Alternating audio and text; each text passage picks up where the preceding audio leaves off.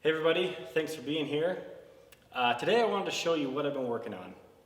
This is my 1977 Jeep Wagoneer. I found it on Craigslist about a year ago. It was up in Montana. It was bone stock when I found it. Had an AMC 360, turbo 400 transmission. This Wagoneer had the Quadra-Track four-wheel drive. And it was a good runner. The motor smoked a little bit, but that didn't bother me because I knew I wasn't going to use that AMC 360 in it. There's a lot of rust in it. The rockers are kind of rusty, the wheel wells are rusty, but again, it was kind of perfect for what I have planned for it. There's been some work done to it, as you can see, and that's what I wanted to do today, is kind of show you what I've done, do a little bit of walk around, show you some of the fabrication that's been done, and also just discuss what my plans are in the future for this. So let's go in and take a closer look.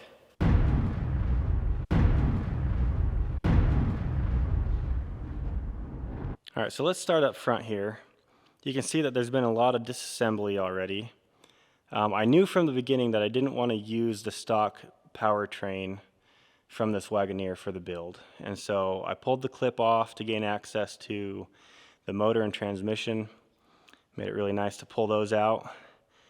After they were pulled, I soaked everything in a degreaser and then sprayed it all down with a pressure washer. And it cleaned up pretty good. It makes it really nice to work on, especially if you're going to be doing any kind of welding or fabrication. Let's take a look down below here.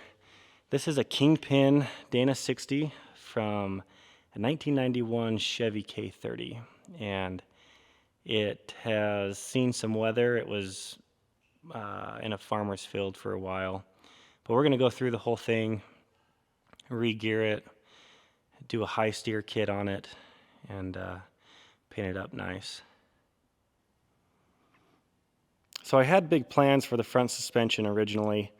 I wanted to do coilovers and a 4-link, but ended up using leaf springs just to keep costs down. This is a 6-inch lift spring, basically the same spring you'd find under any lifted square body Chevy. I've got these front spring hangers tacked into place, and those will get welded out, but you can see that there's really not a lot of meat where the hanger and the frame are in contact. So after those are welded out, I'll figure out some kind of a gusset or a bracket, or possibly incorporate it into the bumper, just something to stiffen them up. Here's a look at the shackle side of the front springs. From the factory, the Wagoneer actually had the shackles up front, so I did what's called a shackle reversal, and I moved those to the rear side of the spring.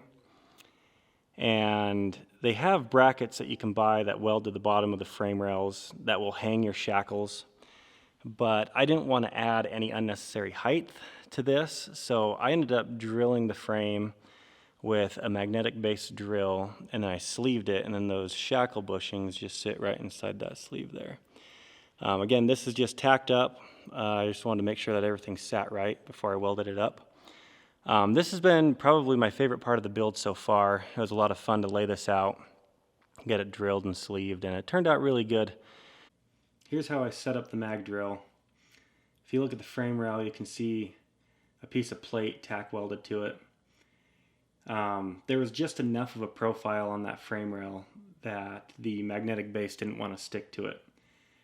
And so I had to tack that plate up, but it gave me not only a flat surface, but it also gave me an advantage in how I could position the drill.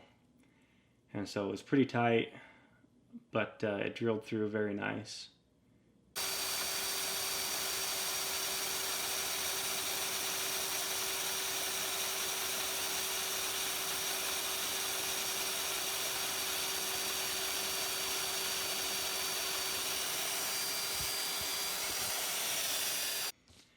I really like this shot here.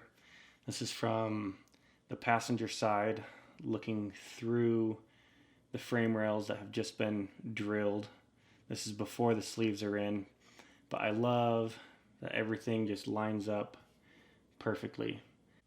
We're looking at the passenger side frame rail with the sleeve tacked into place, and I love this shot. I just wanted to point out a couple things that kind of satisfy my OCD here.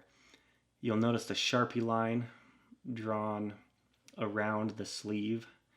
That was marked to indicate how much of a stick out I needed to make sure that my leaf springs were running parallel to each other. But it's right where it needs to be, lining up right with the side of the frame rail. And the other thing is you'll notice the face of the sleeve has been cleaned up. I did this before I tacked it into place. I don't have a lathe, but I have a pipe machine used for cutting and threading pipe. I chucked it up in that, used a grinder to clean up the face, and then broke the edge a little bit. And I really love the little details like that. So I hope at least somebody out there enjoyed this as much as I did. Something interesting about Wagoneers that I learned when I bought this one is that from the factory, the rear axle comes in a spring over configuration, which means the leaf spring is over or on top of the axle tube. And the front from the factory comes in a spring under, meaning the leaf spring rides underneath the front axle tube.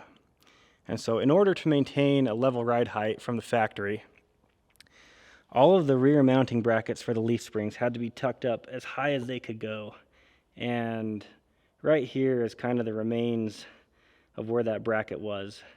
There's one big bracket incorporated into the body mount, actually, and so I had to be very careful cutting all of this away, not to take too much of the body mount. I'll probably come in here and do some kind of a plate or reinforcement just to give it a little bit more strength. But so, since I ran spring over on both the front and the rear, I had to drop all of the brackets a considerable amount. You can see if this was the factory mounting location and this is where I ended up, there's at least, an 8-inch difference right here. But this is what I ended up with. It consists of 2 different brackets. This upper portion is just a bracket that allows you to run a spring hanger outboard of your frame rail. And again, they're just tacked up. Had to kind of play with it a little bit to get the ride height where I wanted it, but I'm pretty happy. The rear sits a little low right now, but I think it should level out pretty good once all the drivetrain is in. Let's talk about the plans for the powertrain for a minute. From the beginning, I knew I wasn't going to use the stock motor or transmission from the Wagoneer, mostly because I didn't want to rebuild the 360 that was in it, and I think I had mentioned earlier that it smoked and probably needed new rings. But even if it had been a good runner, I wanted something that was more modern that had fuel injection. And if I'm being honest, I really just wanted to do an LS swap so I could be one of the cool kids.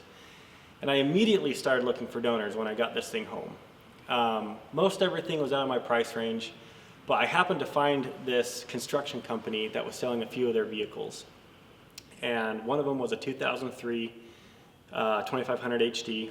So it had the 6.0 motor, had a 4L80E, the rear end was a 14 bolt, and it only had 150,000 miles on it. And they were only asking $1,500. So I was just stoked. I gave them some money to hold it. I had to go get my trailer, and I was planning on coming back the next day to pick it up.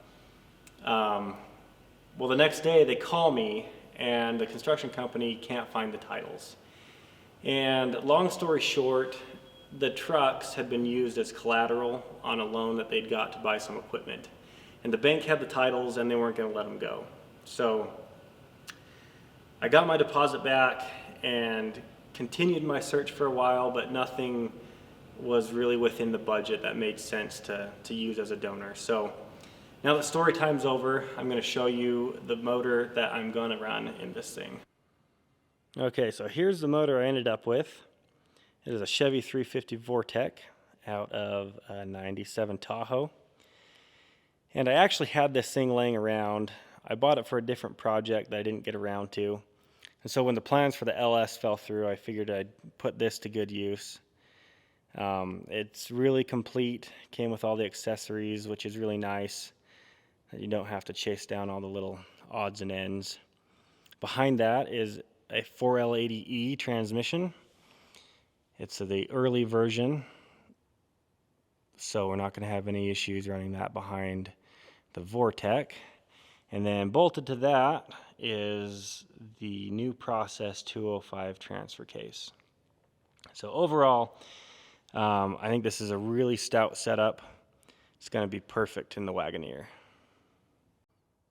Well, I think you're pretty much caught up to speed on what's been done so far. I just had a few little thoughts as we end this video. I haven't mentioned the tires yet. They are 40-inch Mickey Thompson MTZs. They're pretty much brand new. They've had a few wheeling trips on them. Got them for a pretty good deal. Gonna run those and those rims, which I think are off of an H2. I'll run those for a little bit, but ultimately I'll be looking for some bead locks. Down here, we're gonna do some sliders, and probably I'm toying around with just cutting out the rocker completely and having the sliders take the place of the rockers. But we'll look forward to that.